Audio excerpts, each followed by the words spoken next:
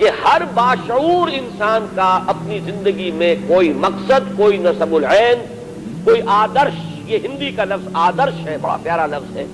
نصب العین یہ عربی زبان کا لفظ ہے. نصب العین آنکھوں کے سامنے کوئی منزل رہے اور انسان اسی کی طرف پیش قدمی کر رہا ہو، بڑھتا چلا جا رہا ہو. اسی کو آپ گول کہتے ہیں انگریزی میں. کوئی نہ کوئی گول ہونا چاہیے. کسی کو آئیڈیل کہتے ہیں کہ کوئی نہ کوئی ایسی شے جس کو حاصل کرنے کے لیے انسان بہم جد و جہد کرے. جس شخص کی زندگی میں یہ نہیں ہے وہ چاہے کتنا ہی انسان نظر آ رہا ہو، حقیقت میں حیوان ہے. اب دوسری بات سمجھیے، یہ ایک عجیب ایکویشن ہے، الجبرے کا فارمولہ سمجھیے کہ انسان کا نصب العین اگر پست ہوگا تو اس انسان کی شخصیت بھی پست ہو جائے گی. اس کا نصب العین بلند اور اعلیٰ ہوگا تو اس کی اپنی شخصیت بھی اعلیٰ اور عرفہ ہو جائے گی. یہ ایک جس کے لیے میں نے سورہ حج، ویسے تو یہ کہ پورا رکوع جو ہے آخری سورہ حج کا وہ در حقیقت اس موضوع پر اس سے بہت ہی گہرا تعلق رکھنے والا ہے، لیکن میں صرف اس کا ایک ٹکڑا میں نے تلاوت کیا تھا آغاز میں. ضعف الطالب والمطلوب.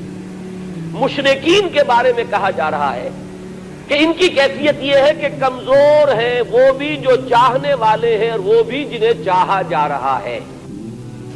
یعنی مطلوب اگر اعلیٰ ہے انسان بھی اعلیٰ ہو جائے گا، مطلوب اگر پست ہے انسان بھی پست ہو جائے گا. نصب العین ادنا ہے، انسان میں دنی التبا کی کیفیت پیدا ہو جائے گی، اور اگر وہ اعلیٰ اور عرفہ ہے تو انسان کی شخصیت کو ترفع حاصل ہوگا، بلندی حاصل ہوگی. اب اس کی میں ذرا وضاحت کر دوں. دیکھیے سب سے گھٹیا نصب العین کیا ہے. جگر مراد آبادی کا بڑا پیارا مصرع ہے کہ اپنے ہی حسن کا دیوانہ بنا پھرتا ہوں. انسان اپنی ذات ہی کو نصب العین بنا لے.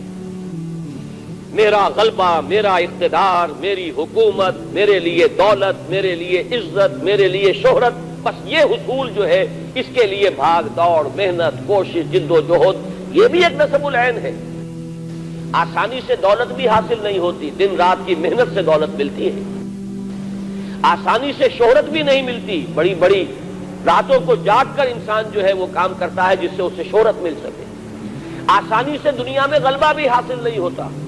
یہ چھوٹی سی کارپوریشن ہے، اس کا صدر بننے کے لیے بھی کیا پاپڑ بیلنے پڑتے ہیں، اور کوئی چھوٹا سا ملک ہو اس کا صدر یا وزیر اعظم بننے کے لیے کیسے کیسے ہفت خان طے کرنے پڑتے ہیں. تو آسان کام کوئی نہیں ہے ان میں سے. لیکن یہ بھی ایک نصب العین ہے، اپنی ذات، اپنا اقتدار، اپنا غلبہ، اپنی دولت، اپنی شہرت، ذاتی وجاہت، یہ بھی ایک نصب العین ہے. لیکن جس انسان کا یہ نصب العین ہوگا، اب آپ خود سوچ لیجئے، انتہائی دنی و طبع انسان ہوگا، انتہائی پست فطرت انسان ہوگا. وہ تو ہر معاملے میں دیکھے گا میرا مفاد کیا ہے. وہ کبھی اپنے قوم کی منفعت کو مقدم نہیں رکھے گا اپنے ذاتی مفاد پر. وہ کبھی اپنے وطن کی عزت کو مقدم نہیں رکھے گا اپنے ذاتی مفاد پر. وہ اپنے ذاتی مفاد کے لیے قوم کو بیچ دے گا، اپنے ذاتی اقتدار کے لیے ملک کے دو ٹکڑے کرا دے گا. وہ بڑے سے بڑی جو ہے وہ بازی لگانے کے لیے تیار ہو جائے گا، اس لیے کہ اس کا نصب العین ہے ذاتی اقتدار، اس کا نصب العین ہے. اور جس کو آپ جانتے ہیں بائی ہک اور بائی کروک.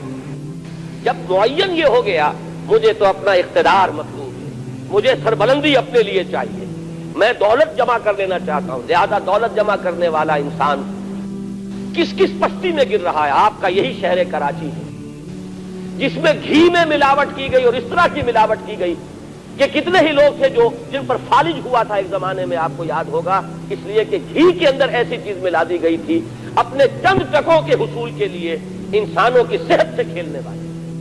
آج آپ کے ہاں وہ لوگ موجود ہیں جو ادویات کے اندر ملاوٹ کر رہے ہیں. میں کہا کرتا ہوں کہ ہو سکتا ہے کوئی غریب عورت اپنے گھر کے برتن بیچ کر گئی ہو اور وہ 15 روپے کے کیپسول خرید کے لائی ہو، 15 روپے کا ایک کیپسول، اس لیے کہ شوہر جو ہے زندگی اور موت کی کشمکش میں ہے. اس نے گھر کے برتن بیچے ہوں، لیکن اس کیپسول کے اندر بجائے اس دوا کے چوک بھرا ہوا ہو یا آٹا بھرا ہوا ہو. یہ آپ کے اس ملک میں ہو رہا ہے. دین کی بات پھیلانا صدقہ جاریہ ہے. ثواب کی نیت سے ویڈیو کو شیئر ضرور کیجیے. جزاک اللہ.